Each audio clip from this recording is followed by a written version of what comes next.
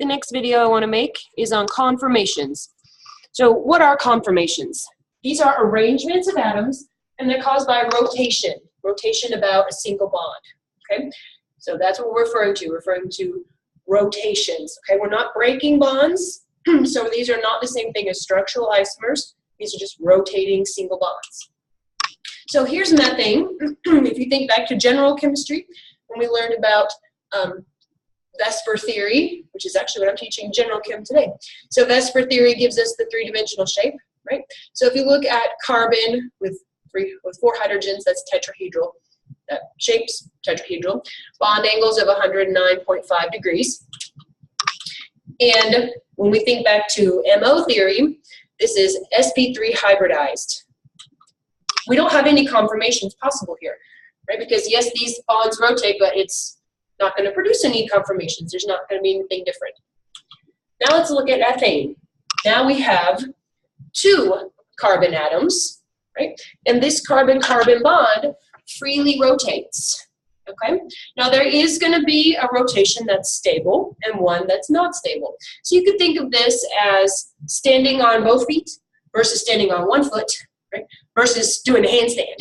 Right? Clearly one is going to be more stable than the other. If I'm doing handstand and I'm not an acrobat, right, that would be difficult for me. I wouldn't be very stable that way. But would me standing on my hands change my connectivity? The answer is no. Okay? The same thing goes on here. You're rotating here, but you're not actually breaking the bond.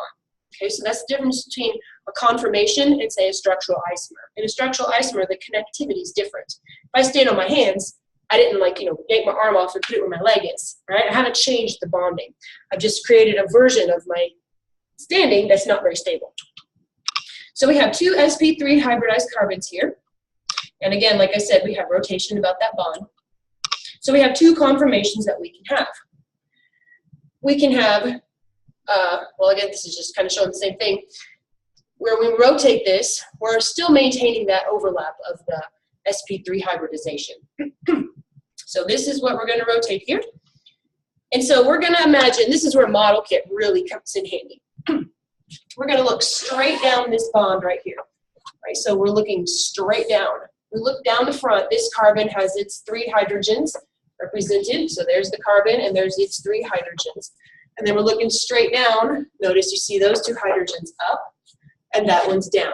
Okay, so this is called a Newman projection. This is something you're going to be doing a lot of in organic chemistry. So I hope you spend some time learning how to do this, and a model kit comes in handy here. Looking straight down this bond, you see these three hydrogens and those three hydrogens.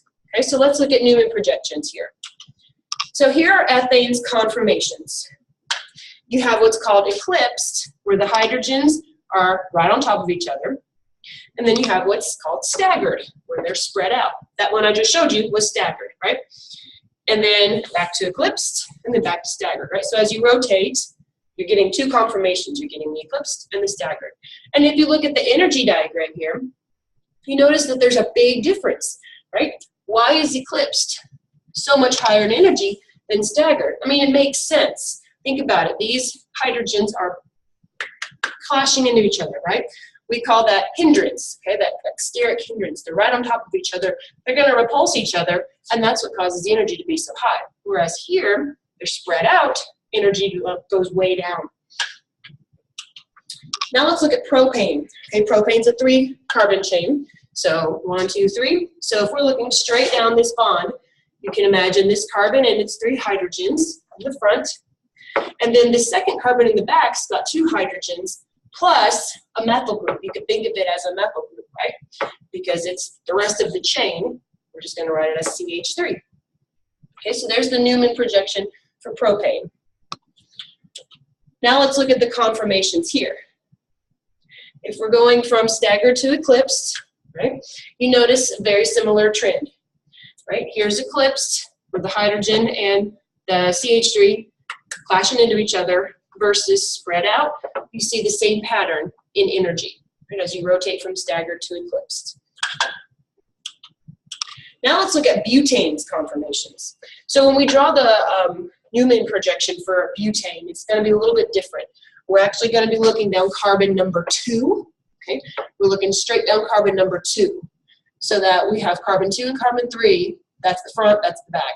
Carbon number 2 you can think of as having a CH3 on the front. And carbon number 3 you can think of as having CH3. All right, so if you're looking straight down, and as we rotate this, we're going to get different conformations. We're actually going to have more options now.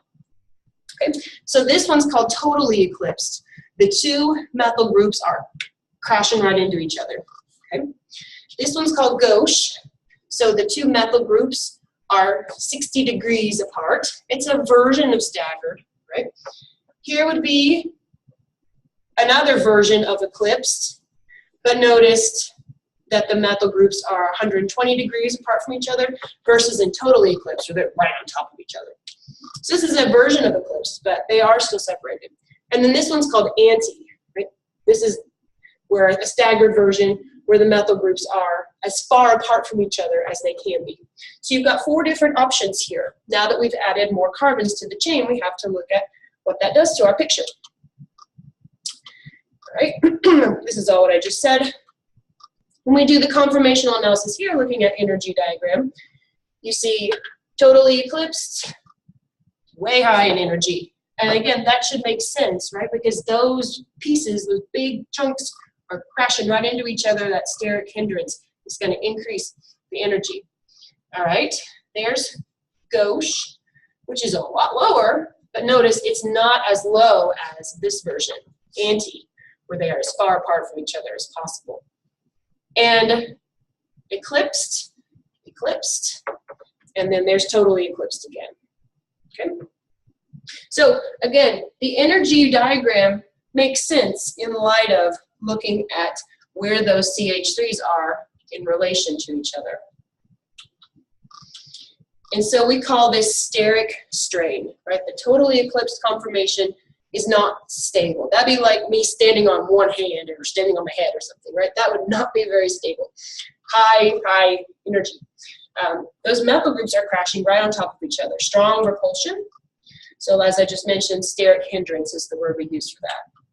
So I hope this video helps you as you get started studying conformations. There's a lot to talk about in this.